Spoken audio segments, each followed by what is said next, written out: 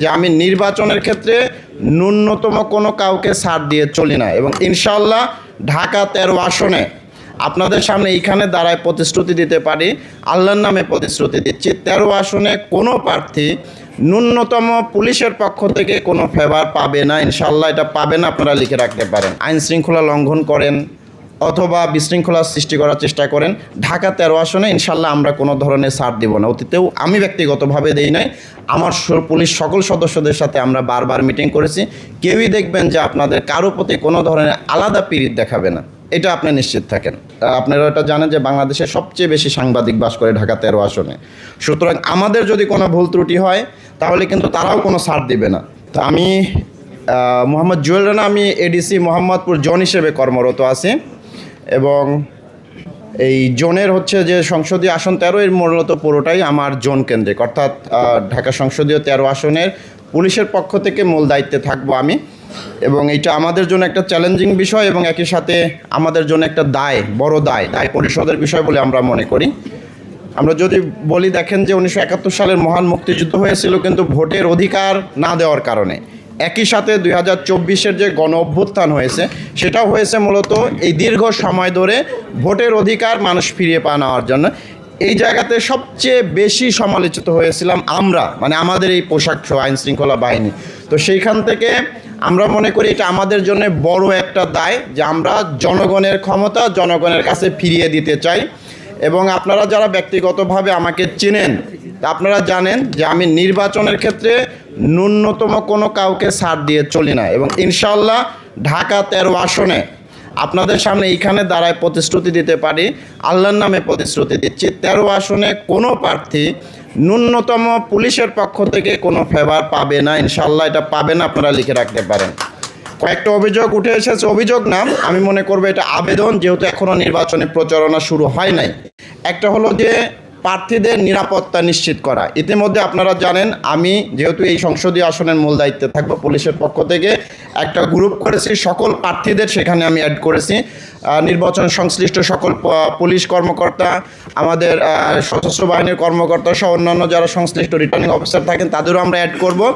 একসাথে এখানে আমরা অর্থাৎ অনলাইন ভিত্তিক আপনাদের সার্বক্ষণিক যোগাযোগ থাকবে আমাদের সাথে। পাশাপাশি প্রত্যেক প্রার্থীকে আমার বিনীত অনুরোধ থাকবে যে কোনো সময় 24 ঘন্টা দিন রাত যে কোনো সময় আপনার যে কোনো কারণে হোক অকারণে হোক আপনার প্রয়োজন হোক আমাদের ফোন দিবেন, আমাদের ফোন খোলা থাকবে এবং আপনারা যখন যেখানে যে প্রয়োজনে ডাকবেন নিরাপত্তার প্রয়োজনে সেখানে আমরা উপস্থিত হব ইনশাআল্লাহ। এটা আমাদের পক্ষ থেকে আপনাদের নিশ্চয়তা থাকলো। পাশাপাশি একটা জিনিস আপনাদের প্রতি অনুরোধ থাকবে, আমরা দেখলাম যে এত বেশি আচরণবিধি মানে আষ্টে পিষ্টে বেঁধে ফেলা হয়েছে, অর্থাৎ হাত পা বেঁধে পানিতে ফেলে দেওয়ার মতো, এবার সাঁতরায় পার হওয়ার মতো।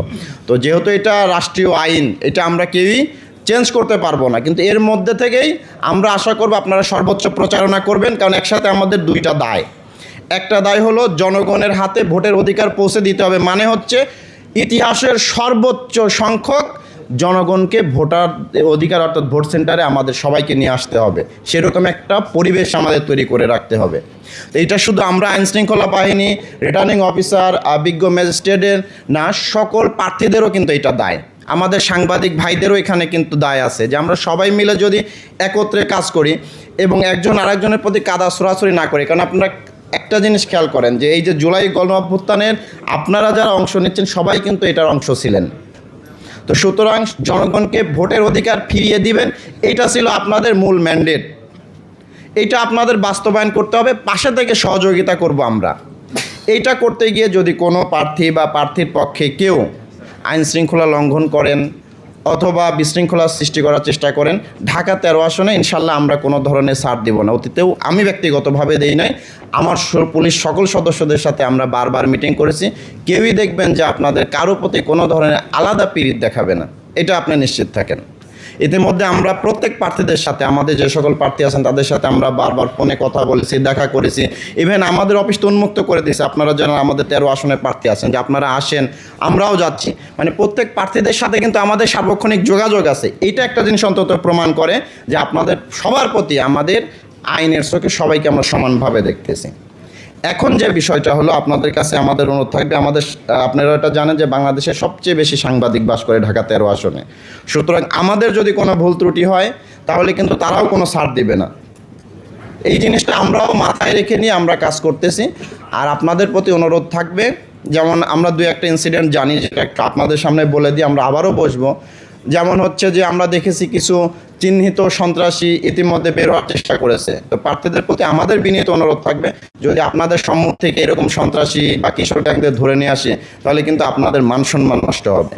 বা আপনাদের প্রচারণায় যেটা নির্বাচনী আচরণবিধি লঙ্ঘন করে এমন কিছু ঘটনা যদি ঘটে আপনাদের সামনে থেকে, সেটা আমরা ধরে নিয়ে আসি বা আমরা বাধা দিই বা আপনাদের প্রতিহত করি, এটা কিন্তু আপনাদের ভোটও কমবে, আপনারা বিব্রতও হবেন। আমরা চাই না কোনো প্রার্থীকে বিব্রত করতে, আমরা চাই সবাই সকল প্রার্থীকে সমান সম্মান দিয়ে এবং সবাইকে নিয়ে একটা সুন্দর ভোট জাতিকে উপহার দিতে।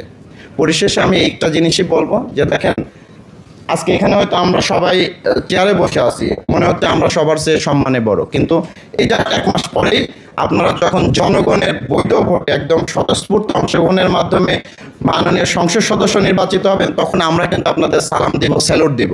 তো সেই স্যালুটটা যাতে আমার মন থেকে যায়, আপনার প্রতি যেন ঘৃণা না করে আপনাকে স্যালুট দিতে হয়, সালাম দিতে হয়। অন্তত একটা জিনিস যাতে আমার যখন স্যালুট দিব আপনাকে, যে এই ব্যক্তিটা জনগণের স্বতঃস্ফূর্ত ভোটে সম্পূর্ণ প্রভাবমুক্ত নিরপেক্ষ একটা নির্বাচনের মাধ্যমে সে নির্বাচিত হয়েছে, এই 4 থেকে 5 লাখ ভোটের প্রতিনিধি হিসেবে তাকে আমি মন থেকে স্যালুট জানাচ্ছি। এই অনুরোধটা আপনাদের প্রতি থাকবে। ইনশাআল্লাহ আগামী 22-25 দিন আপনাদের সাথে বারবার কথা হবে, দেখা হবে, যাতে কখনো মানে খারাপভাবে দেখা না হয়, এই অনুরোধটা থাকবে। সবাই ভালো থাকবেন। ইনশাল্লাহ আমরা ঢাকা 13 আসনের সবাইকে একটা সুন্দর, সুষ্ঠু, নিরাপদ নির্বাচন এবং স্বতঃস্ফূর্ত অংশগ্রহণমূলক নির্বাচন উপহার দিতে যাচ্ছি। সবার সহযোগিতা কামনা করতেছি।